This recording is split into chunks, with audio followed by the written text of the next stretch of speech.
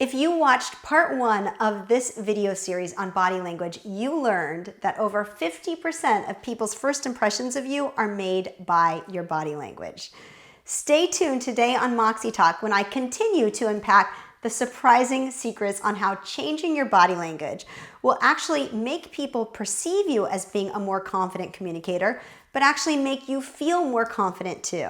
And in this video, we will talk specifically about how to move with conviction and use hand gestures effectively.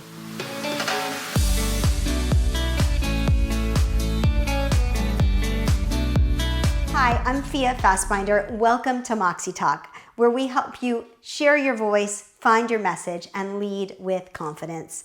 In today's video, I am unpacking body language techniques, specifically how your body language affects not only how you are perceived by others, but how you perceive yourself. And if you watch until the end of this video, you'll learn the 3 universal body language signs that, if used, will make sure your message resonates and is received by your listener so that they keep listening to the end of your presentation. So let's get started. In the last video on body language, I talked about how to have a presentation power pose and make sure that your body conveys confidence. But another technique that we need to look at when we talk about body language is movement. And I call this moving with conviction. So if you want to be a truly dynamic speaker, you need to go one step further than simply power posing, and you need to learn how to speak with physical expression. Now, power poses really juice up our hormones and they help us fake it till we become it. But effective speakers know that it goes way beyond power poses. And we use our bodies to really amplify our message. And we use physical expression to its fullest by making sure that we are moving with conviction. Now, actors and directors in the theater call this movement on stage, they call it blocking. And this term blocking, it comes from the 19th century. And directors would actually move tiny wooden blocks around a miniature stage to figure out where to place the actors. And a lot of thought and consideration went into, and still goes into, making sure that actors are moving for power, for influence, for engagement, and for attention on stage. And it's very strategic. Now, most speakers don't put, if anything, don't put little to no thought into where they are going to move, especially not as much thought as actors and directors do. But we really can use our space to engage with our audience. And if we think ahead of time of where to move in the space, we can really make a positive impact on our audience, and we can make sure that we are not only making a confident impression, but that we are engaging every single person in that space, whether that space is a stage, a boardroom, or even a virtual computer screen in a virtual meeting. If you rehearse ahead of time and you think about how you can move to the greatest impact, then you really can use that space effectively, and it can help amplify your message. Now, what you want to do is avoid standing in one place at the whole time or moving back and forth aimlessly. What you want to do is use the different parts of the room to engage with as many people as possible. So if you want to move to an area of the stage or an area of the room and stop and make a point there and then move again to another area, this is moving with conviction. Obviously, if you are in a virtual room, you can't move to other areas. You can use eye contact and really look at the lens of the computer, and you can mention people's boxes where you see them in the room, but obviously you can't move your body. This really applies to in-person presentations and in-person communication more than virtual. But what we want to avoid in person or virtually is aimlessly moving back and forth. I call this spider feet. And we see a lot of speakers, they just move like a little spider, back and forth. And this kind of movement not only is distracting, but it conveys nervousness or lack of preparation. And we can see this virtually. We see speakers kind of rocking like this, which is the same kind of distracting movement. And oftentimes I want to just grab their shoulders and say, stay still. So we don't want any kind of movement that is going to distract from our message. So if you can move with conviction by strategically placing your body in different areas of the space so that you engage your audience and have an impact on as many people as possible. Now, the third technique that we need to talk about for body language and expression and confidence is hand gestures. So what we want to do with hand gestures is make sure that they are dropped by our side unless we have to move them.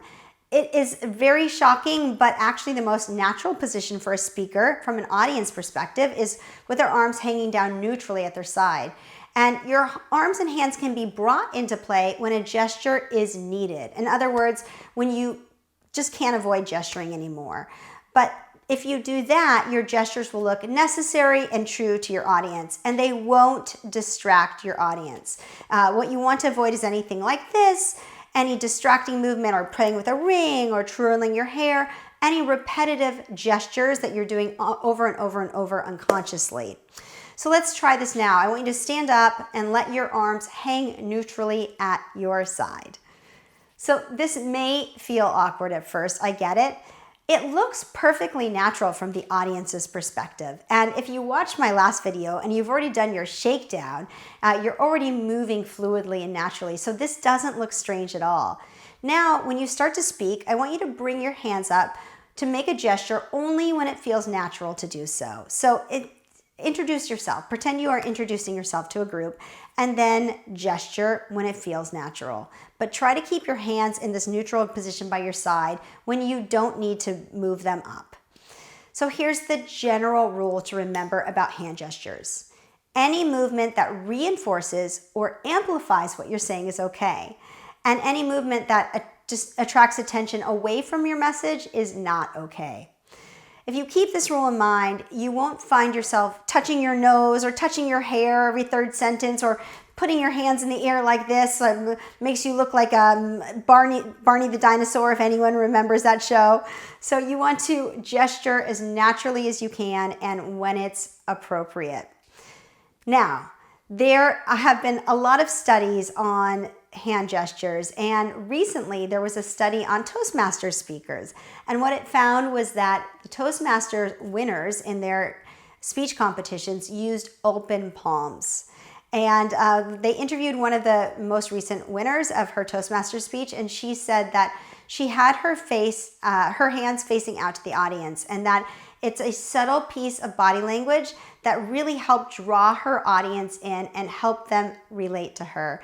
And we can see this in many, many studies that point to the fact that open palms are used by a lot of great speakers because it really signifies openness and it allows the audience to connect with you in a way that, for some reason, when we put our hands down or we do anything that is downwards, whether it's a frown or our hands, anything downwards can really disconnect our audience from us, which is absolutely not what we want.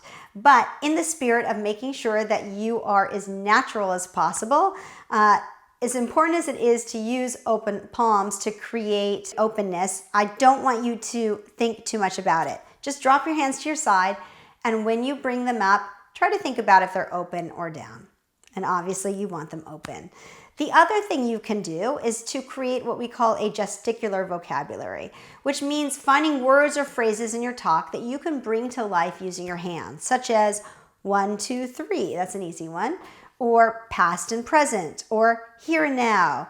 We were up and then we were down, or all of us here can see as we go towards the future. You know, anything where you can really use your gestures and your hands to bring certain words of your presentation to life. Okay, if you've made it this far in my video, you probably need a second to drop your hands to your side and stop gesticulating anyways. So this is a good time to take a breather and invite you to like this video, share it with a friend or family member or a colleague if you think it may be of value or interest to them.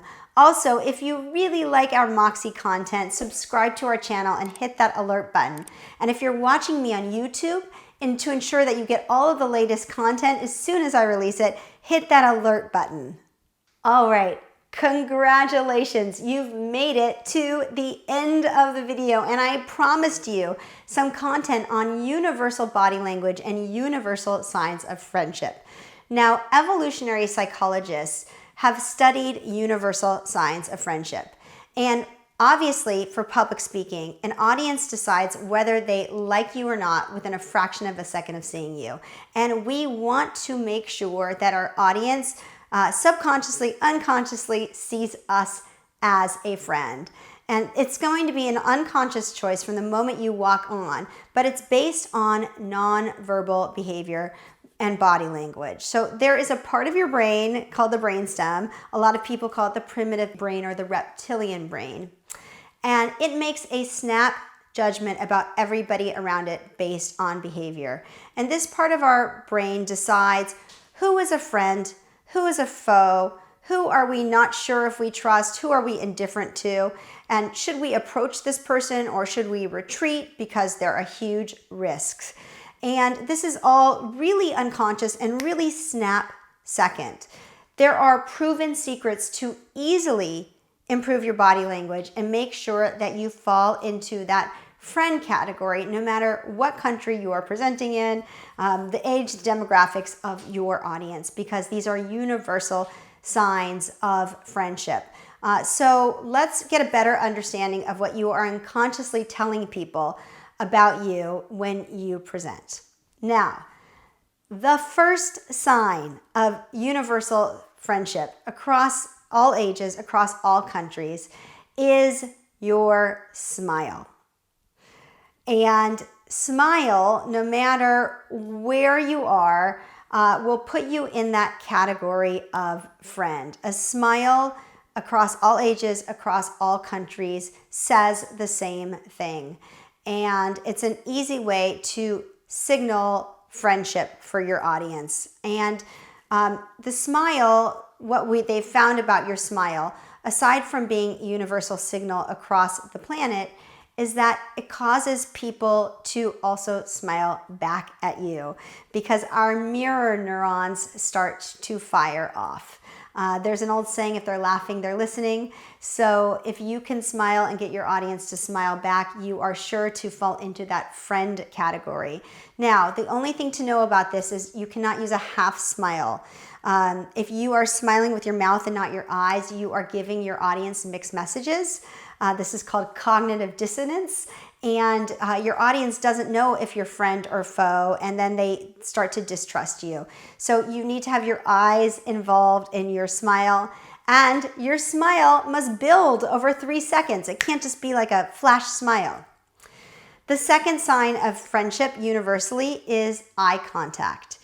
So if I smile and I use eye contact, people will mirror that back to me.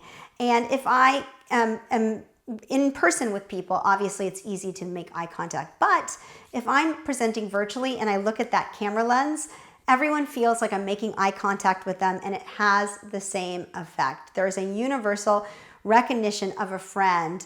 Our brains tell us this person is a friend simply by smiling and making eye contact. Now, the head of the FBI's Behavioral Analysis Department, Robin Dreeke, says, you gotta grin to win. You wouldn't expect this to come from somebody in the FBI, but all of the research agrees. You can try it for yourself to see if it's true. But even the most serious of people, if you can smile and make eye contact, you will get your audience eating out of the palm of your hand. You know the old saying, when you're smiling, the whole world smiles with you. It's really true. Those mirror neurons really fire off every time somebody is smiling and making eye contact with us. The third and last sign of universal sign of friendship is visible hands. Now that's one that you might not have been expecting me to say. You want your body language to be open and comfortable, and we've been talking about expansive body language and open body language and body movements that are fluid and natural and not compressed. But the other sign and signal universally of friendship is open hands away from your body that signal that you come unarmed. Now, our primitive brain wants to protect our belly area and our vital organs from attack. And if it feels under stress, it will try and protect it by closing up here. So our unconscious brain thinks, if I'm not a predator and you're not a predator, then I display my belly area. I don't hide my hands. And I'm also not hiding a weapon. I'm not hiding anything because you can see my hands. So this sends that unconscious signal to your brain that, that I'm honest, that I'm truthful, and that I'm good to be around. Oh, and that my message resonates. So there you go. There are the 3 signs of friendship across the world for all time. And I don't expect them to change, that you can use in your presentation to make sure your audience sees you as being a friend, not a foe. So that is it. This is the second video in our 2-part series on outside-in confidence, or how we use our bodies to convey confidence. If you enjoyed this video, first of all, thank you so much for watching it. And if you enjoyed it and you want to deep dive into all things body language, please watch our other videos in our series on body language. And if you want to deep dive into all things presentation, check out some of our other series on the channel around presenting and presentations. And of course, if you haven't done it yet, make sure to like this video, share this video, and subscribe to our channel. This would be the perfect time to do all 3 of those things. Until next time, make sure to lead boldly, live brilliantly, and speak with Moxie.